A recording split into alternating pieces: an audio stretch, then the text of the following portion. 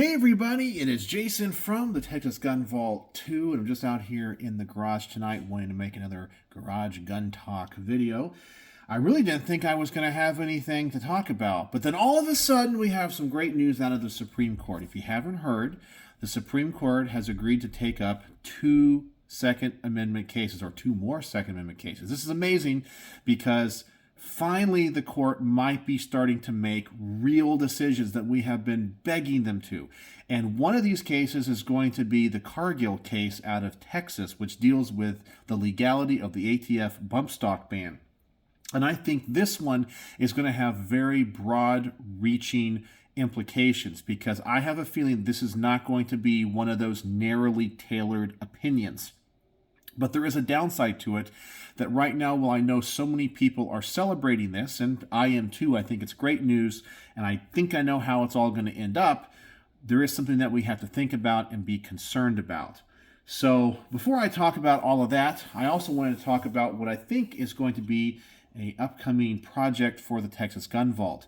I've been doing a lot of range reports. I have a lot of guns still coming into the channel for review, but one of the things I am not doing as much is reviewing my own guns. And I've been thinking about doing a series on doing range reports on my personal carry guns, the ones that I like to shoot the most, the ones that I carry the most, and talk about the pros and cons and how they fit into my personal carry rotation based off of my personal carry philosophy.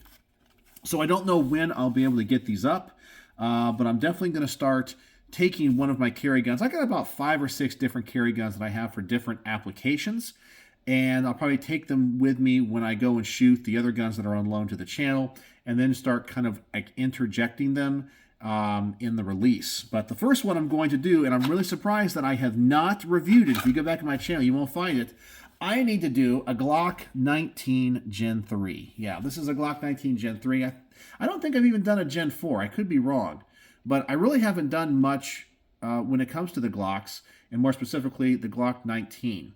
So I'm going to do a range report on this thing. And right now it has an Olight light on it. But I'm going to start off with this one. And I've always found that on my channel, the guns that are very common are the ones that get the most views. To me, they're not the most exciting. I mean, it's just a Glock 19.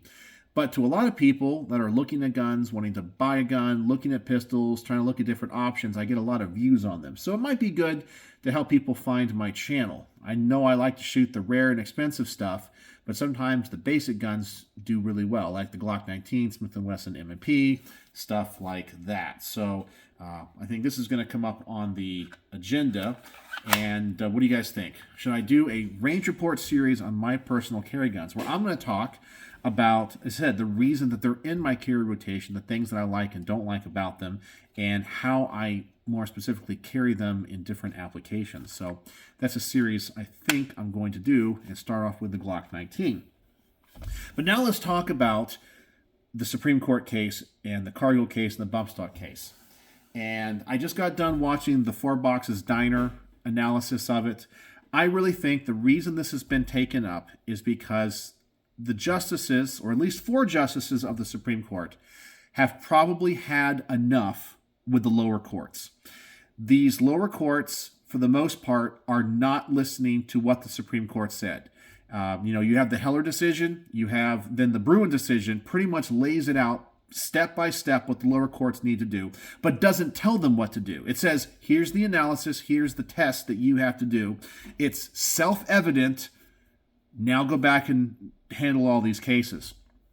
But I really think they took this case up because they have to smack the inferior courts down. I think that's what's really happening here. And based off of the makeup of the Supreme Court and the fact that 4 justices have to agree to take the case, I think there's 4 justices that want to, as I said, smack down the lower inferior courts that are not following their precedent that they set in Bruin and in Heller. But I also think that they're trying to look for a way to rein in the ATF because things are getting out of control, and they're probably looking at these lower court rulings and realizing that the ATF's doing this, the ATF's doing that. They're changing definitions, they're changing rules, and they're not reading the clear statutes. They're not looking and go, what is the definition of a machine gun? Because we all know that, for example, an FRT trigger and a bump stock are not machine guns because they don't meet the statutory definition of a machine gun, which is you pull the trigger back, or one action of the trigger fires multiple rounds. And a bump stock and an FRT trigger, there's independent actions of the trigger that fire each shot. So I definitely think, and my prediction is, here it is, it's going to be probably a 5-4 decision, because I think one of the conservative justices is not going to back it. It's either going to be Roberts or it's going to be Barrett. One of those two is not going to back it. But I don't think they would have accepted it, the 4 justices that voted for it, if they knew they didn't have the people on their side. So I think they kind of internalize this and they go, okay, if it's not ready, they're not going to take the case up, because they have so few cases, they can't waste it. They can't take the case that, and say, I'll agree to hear this, and then know they're going to lose. So I think kind of internal, they talk to each other. I think this is great news, though.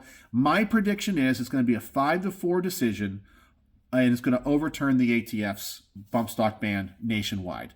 And it's going to be a very broad ruling that's going to smack down the lower court. So that's prediction number 1. But while all of you are celebrating, here I come with my usual black pill moment again. And you guys don't like it when I do this. And this is how I just game things out. So while you're celebrating, you have to understand that for every action, there's an equal and opposite reaction, right? Not just in physics, but also in the human condition and in politics.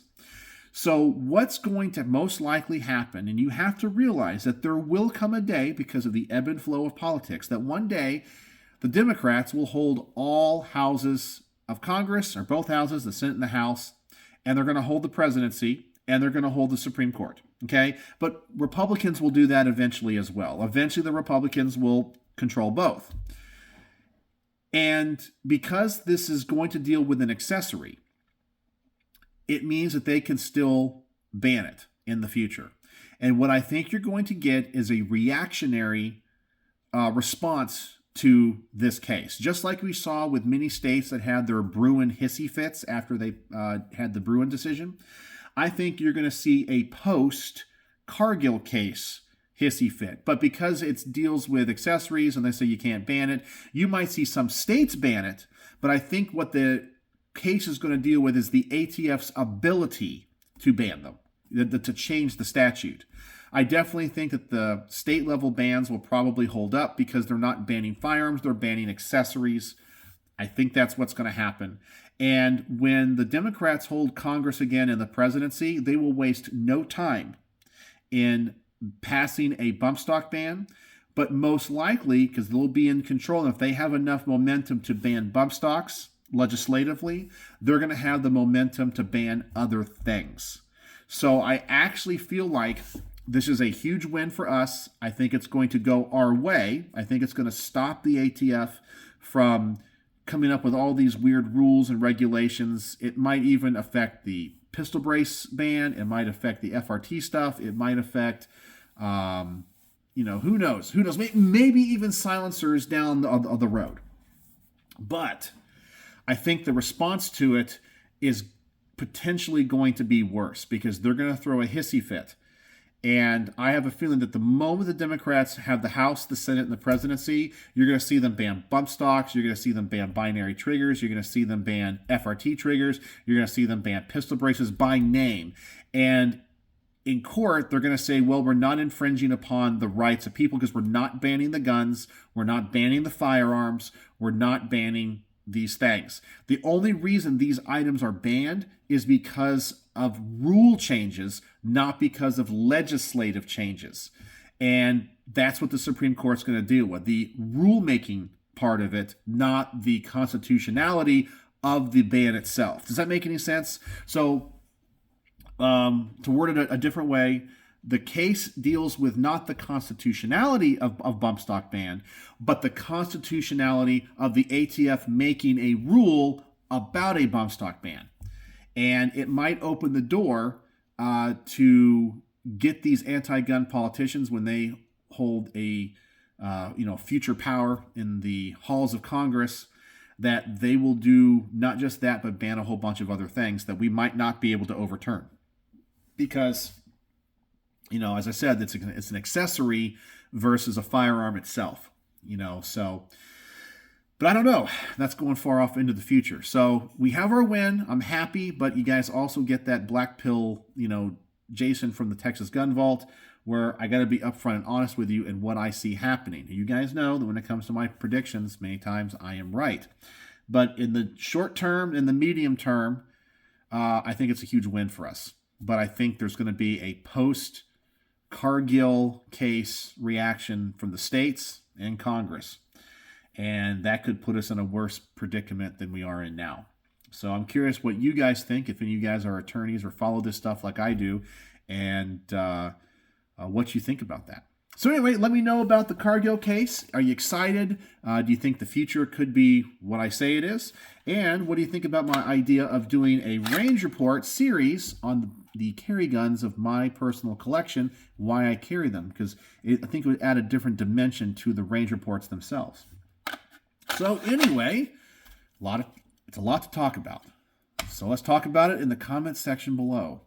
So, as always, thanks for watching.